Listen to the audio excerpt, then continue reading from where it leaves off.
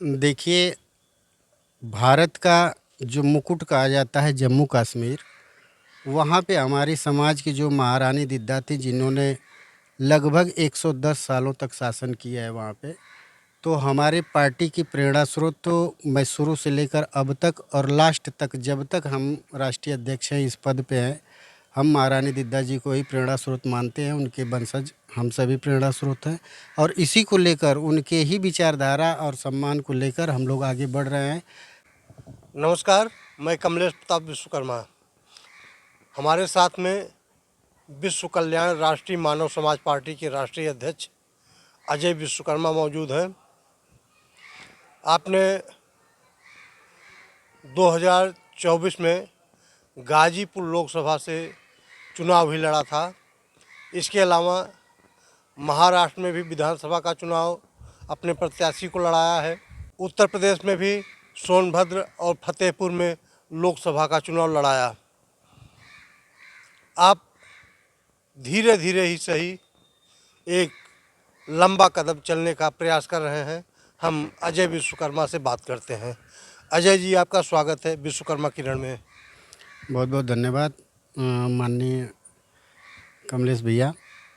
आज हमारी और आपकी मुलाकात विश्वकर्मा किरण चैनल के माध्यम से हुआ, तो सम्मानित दर्शकों को मैं धन्यवाद देना चाहूँगा कि हम सभी एक साथ आज यहाँ पे दारुल सफ़ा में मुलाकात हुई और हम सब चर्चा करने बैठे।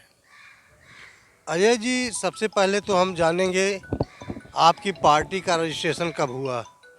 हमारी पार्टी का रजिस्ट्रेशन 10 अप्रैल 2024 को हुआ था। 10 अप्रैल 2024 को रजिस्ट्रेशन हुआ जी।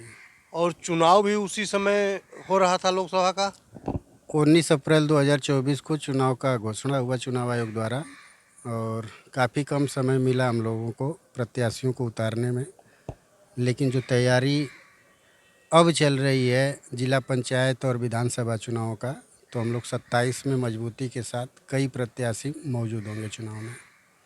2027 में कितनी विधानसभाओं में आप प्रत्याशी उतार सकते हैं। देखिए, हमारे साथ 55 राजनीतिक दल इस समय एक साथ हम लोग बातचीत करते हैं और एक गठबंधन बनाने के प्रयास में लगातार हम लोग एक दूसरे से मिलते जुलते हैं और जो गठबंधन का नाम तय होगा उसी के बैनर के तले हम लोग पूरे उत्तर प्रदेश की 403 विधानसभा सीटों पर हमारे नेतृत्व में पार्टी चुनाव लड़ेगी।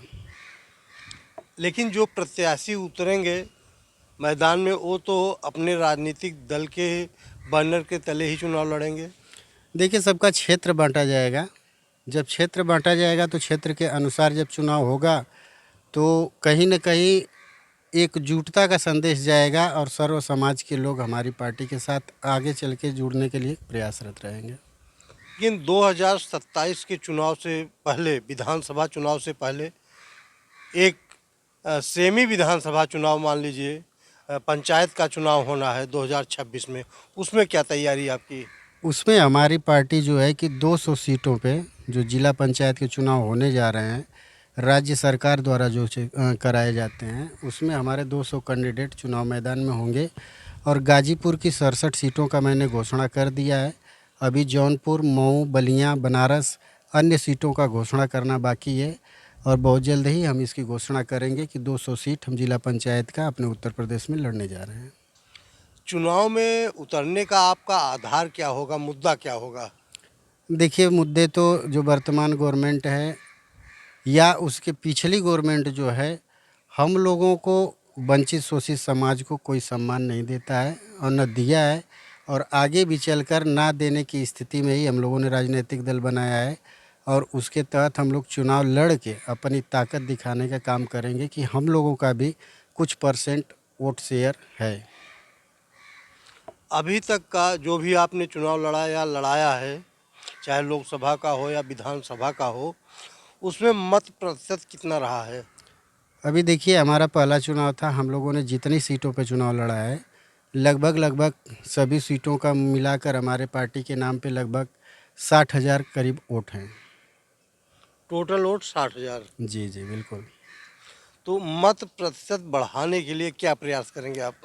देखिए मत प्रतिशत बढ़ाने के लिए हम लोग जितना अधिक से अधिक संख्या में चुनाव मैदान में होंगे उतना ही हम लोगों का मत प्रतिशत बढ़ेगा और आगामी आने वाले जितने भी चुनाव हैं जो स्टेट लेवल के होते हैं उनमें हम लोगों की सहभागिता कई प्रकार से कई समाज के बीच में हम लोगों के गठबंधन के साथ जो हम लोगों का चुनाव लड़ा जाएगा उसमें हम लोगों का मत प्रतिशत अवश्य बढ़ेगा। अजय जी, जितनी भी पार्टियां हैं किसी न किसी को अपना प्रेरणा स्रोत मान के चलती हैं, आधार बनाती हैं। जैसे मैं नाम ले लूं तो भारतीय जनता पार्टी पंडित दीनदयाल उपाध्याय को लेकर चल रही है, समाजवादी पार्टी लोहिया और राजनारायण को लेकर चल रही है, बहुजन समाज पार्टी कांसी राम को और बाबा साहब भीमराव अम्बेडकर को लेकर चल रही है। तो आप ऐसे किसको आधार बना रहे हैं, किसको प्रेरणा स्रोत मान रहे हैं? देखिए, भारत का जो मुकुट कहा जाता है जम्मू कश्मीर, वहाँ पे हमारी समाज की जो महारानी दिद्दा थी जिन्होंने लगभग 110 सालों तक शासन किया है वहाँ पे, तो हमारे पार्टी की प्रेरणा स्रोत तो मैं शुरू से लेकर अब तक और लास्ट तक जब तक हम राष्ट्रीय अध्यक्ष हैं इस पद पे हैं, हम महारानी दिद्दा जी को ही प्रेरणा स्रोत मानते हैं। उनके वंशज हम सभी प्रेरणा स्रोत हैं और इसी को लेकर उनके ही विचारधारा और सम्मान को लेकर हम लोग आगे बढ़ रहे हैं कि अगर संपूर्ण भारत में अगर 125 करोड़ जनसंख्या में अगर महारानी दिद्दा जी एक विकलांग महिला थी, अगर उन्होंने भारत के मुकुट की रक्षा की, तो हम सबको भी आगे बढ़ चढ़कर जो है कि उनके दिखाए गए दिशा निर्देशों पे हम लोगों को चलना चाहिए। तो आपने अपनी पार्टी का गठन कितने जिलों में कर लिया है या कितने प्रदेशों में कर लिया है? देखिए, हमारे 9 प्रदेश में हमारा गठन हो चुका है अपनी पार्टी का और लगभग उत्तर प्रदेश के 75 जिलों में हम लोगों का गठन हो चुका है। जिला कमेटी गठित हो चुकी है, विधानसभा कमेटी और ब्लॉक कमेटी भी गठित हो चुकी है। हम लोग आने वाले चुनाव में बहुत मजबूत स्थिति में होंगे। मैं आपके चैनल के माध्यम से अपनी जनता को विश्वास दिलाता हूँ। तो आपकी पार्टी का नाम तो कहीं भी मीडिया में, सोशल मीडिया में बहुत उभर के नहीं आता। क्या आप किसी मिशन के तहत काम कर रहे हैं? देखिए, कहा जाता है ना कि बहुत तेज़ी से चलने वाला व्यक्ति बहुत जल्दी नीचे आता है और जो धीरे धीरे चलता है वो अपने योजनाओं को, अपने व्यवस्थाओं को मेंटेन करते हुए चलता है। तो हम सभी धीरे धीरे ही सही लेकिन काफ़ी तेज़ी से 1 साल में हम लोगों ने प्रोग्रेस किया है। जैसा कि आपको मैंने बताया कि 1 साल में हमारे 8 कैंडिडेट चुनाव में भागीदारी किए। तो आने वाले समय में भी हमारे पास अभी काफ़ी समय है। अभी विधानसभा चुनाव में 2027 में समय है। हम लोग उस समय जब घोषणा करेंगे तो आपके ही चैनल पे जब हमारा इंटरव्यू होगा तो आप भी कहेंगे कि अजय विश्वकर्मा मिले थे, उन्होंने जो कहा था वो पूरा करके दिखाया। मैं यही प्रयास करता हूँ और बहुत जो है कि भाव भौकाल दिखाकर जो सिस्टम चलता है उसके पीछे मैं नहीं भागता, मैं ज़मीनी स्तर से काम करता हूँ। चलिए अजय जी, हमारी तरफ से आपको शुभकामनाएं। बातचीत करने के लिए बहुत बहुत धन्यवाद। धन्यवाद सर। प्रणाम।